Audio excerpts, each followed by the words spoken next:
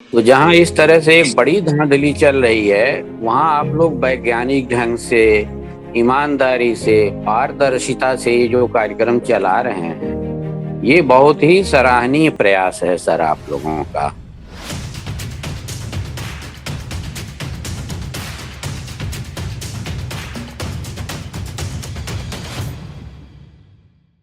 आप सभी को मेरा नमस्कार है सर। क्या सर? मैं 3 छोटी-छोटी बातें बताना चाहता हूँ। पहली बात तो ये है कि हमारे जो डायबिटिक कोच हैं, उनका व्यवहार मेरे साथ बहुत ही अच्छा है और उनसे बात करके मुझे लगता है जैसे घर के सदस्य से बात कर रहा हूँ। इसी तरह डॉक्टर साहब हैं, मैं उनसे बड़े टेढ़े-मेढ़े प्रश्न पूछता हूँ, लेकिन वो इतनी अच्छी तरह समझाते हैं कि उससे मुझे सीख मिलती है। बहुत सारी चीज़ें मैं उनसे सीख रहा हूँ कि कैसे धैर्यपूर्वक अपनी समस्याओं को मैनेज करना चाहिए। आप लोगों का सर जो प्रयास है ये सराहनीय है, क्योंकि मैं नेट पर देखता रहता हूँ, हिंदुस्तान में बहुत सारे लोग रिवर्सल का प्रोग्राम चला रहे हैं। यहाँ तक कि हर्बल मेडिसिन वाले भी अपना प्रोग्राम चला रहे हैं।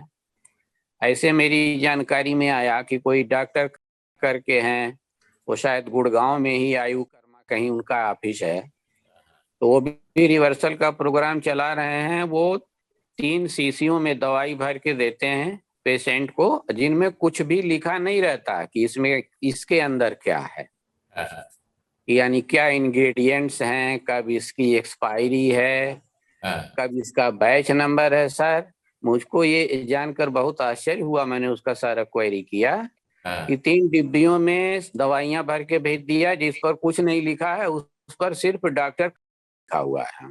अच्छा।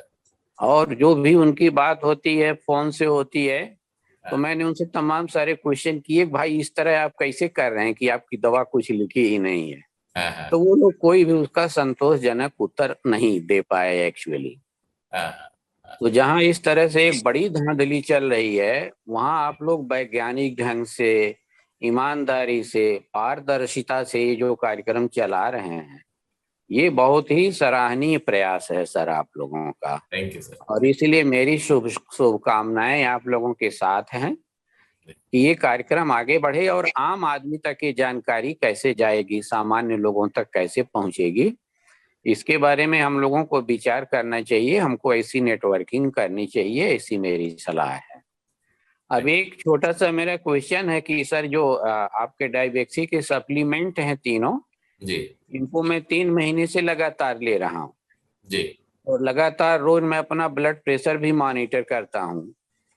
तो इसमें मैं सर देख रहा हूँ कि जब ये सप्लीमेंट मैं लगातार लेता हूँ, तो मेरा मॉर्निंग का ब्लड प्रेशर 110/70 रहता है।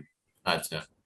और मान लीजिए सप्लीमेंट खत्म हो गया, जैसे अभी खत्म हो गया, 4-5 दिन हो गया, हम ऑर्डर बुक कर रहे हैं, आएगा, तो ये जब सप्लीमेंट खत्म हो जाता है तो ये हमारा बढ़कर 130/90 पर पहुंच जाता है। अच्छा। जैसे इस समय हमारी रीडिंग 130/90 चल रही है। तो आप सर हर चीज को बहुत वैज्ञानिक ढंग से समझाते हैं, ये मुझे बहुत अच्छा लगता है एक्चुअली। जी तो मैं जानना चाहता हूँ कि ये क्या ऐसा क्या हो रहा है कि सप्लीमेंट लेने पर 110/70 रहता है बराबर, और 3-4 दिन से जैसे बंद है, अभी दवा मुझको मिली नहीं है, रास्ते में होगी कहीं, जी जी तो वो यहाँ ऐसी हालत में 130 या 90 पहुंच जाता है। तो इसमें क्या साइंस है, थोड़ा मैं आपसे जानना चाहता हूँ इसको। जी जी जी। Thank you. Thank you for encouraging the team sir. आपने जो एनकरेज किया वो उससे हमें बड़ा साहस मिलता है और आगे बढ़ने की और जोश भर जाता है जब आप ऐसी चीजें अपनी शेयर करते हैं। और जो ये इससे रिलेटेड है कि जो माइक्रो न्यूट्रिएंट हम यूज करते हैं, क्योंकि जो भी डाइटरी सप्लीमेंट है, अगर आप प्रॉब्लम को देखने की कोशिश करें कि डायबिटीज, ब्लड प्रेशर, ओबेसिटी, क्या ये अलग अलग प्रॉब्लम है, अगर इनकी जड़ में जाएंगे तो प्रॉब्लम सबकी एक ही है। वहीं इंसुलिन रेजिस्टेंस से सारी चीजें शुरू होती हैं, बॉडी में टॉक्सिन से शुरू होती हैं। तो जब हम ये डाइटरी सप्लीमेंट लेते हैं तो हमारी बॉडी की जो नीड है उसको वो पूरा करता है। जैसे कि हम एंटी फ्लेम लेते हैं तो एंटी फ्लेम क्या, इन्फ्लामेशन कम करेगा। इन्फ्लामेशन कम होगी तो क्या होगा, ब्लड वेसल रिलैक्स होंगी। ब्लड वेसल रिलैक्स होंगी तो आपका ब्लड प्रेशर मैनेज करने में हेल्प मिलेगी इससे। ऐसे ही हम मान लीजिए ये अपना ग्लाइसेमिक लोड कंट्रोल करते हैं, उससे ब्लड वॉल्यूम कंट्रोल होगा, अननेसेसरी वाटर रिटेंशन नहीं होगा, उससे भी ब्लड प्रेशर कंट्रोल करने में मदद मिलेगी।